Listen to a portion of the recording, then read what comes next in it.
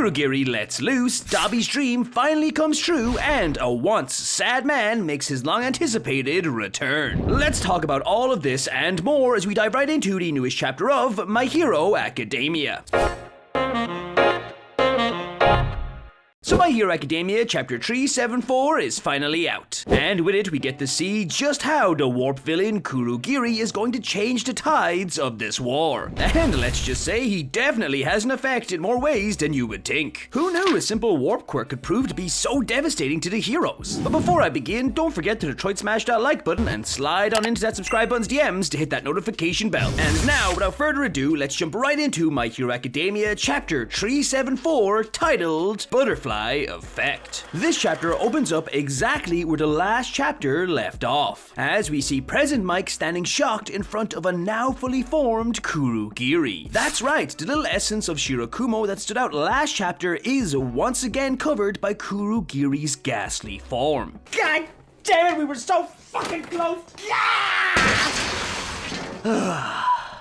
But anyway, following this opening shot, the story actually cuts away to a weather report in Washington, D.C., where a weather reporter and Rule 34's new best friend informs us that a giant cloud has suddenly appeared all across Japan. The reporter continues saying that this massive cloud was seemingly caused by massive spikes in temperature all around the country, as we see the images of Dabi, Todoroki, and Endeavor all blazing it up in their respective battles from the previous chapters. And that thanks to the air currents, the cloud has the potential to reach even as far as North America. It's just like the butterfly effect says. The flapping of a butterfly's wings in Brazil can cause a hurricane in Texas. Or in this case, the dysfunctional family feud between three uber-powerful and stubborn flame quirk wielders can lead to a big cloud.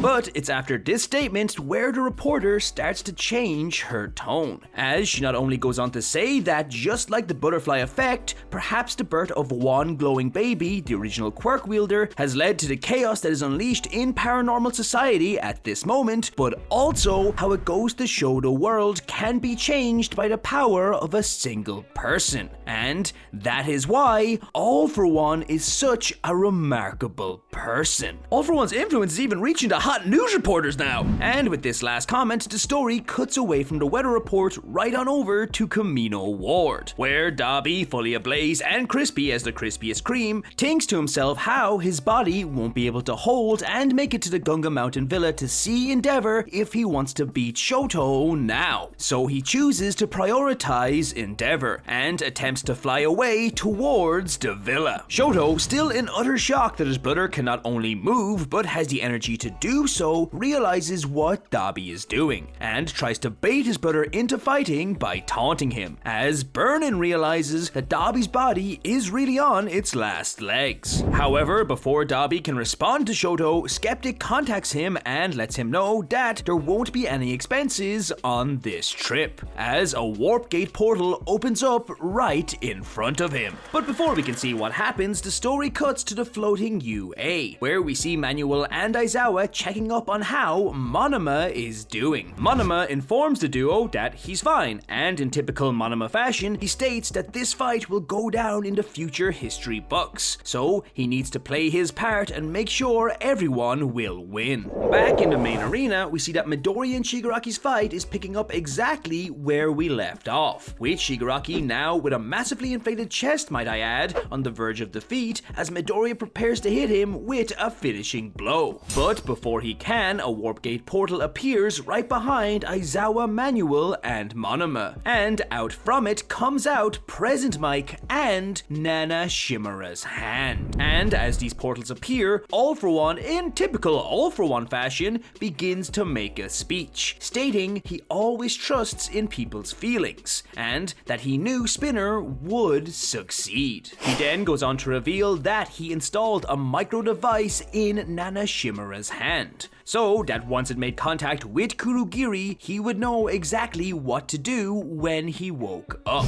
Upon stating all of this, back at the Gunga Mountain Villa, we see a warp gate portal open up, and out from it steps Dabi, who upon laying eyes on Endeavor immediately says, "Daddy." That's so going to be taken out of context, isn't it? But in a surprise twist, this isn't the only portal that opens up, as right beside Dabi's portal appears none other than 2 Twice clones. That's right, Toga must have drank Twice's blood and activated his quirk, allowing her to unleash the sad man's requiem. Twice is back. It's also interesting to note that in one of the Twice copies' hand is one of Froppy's goggles.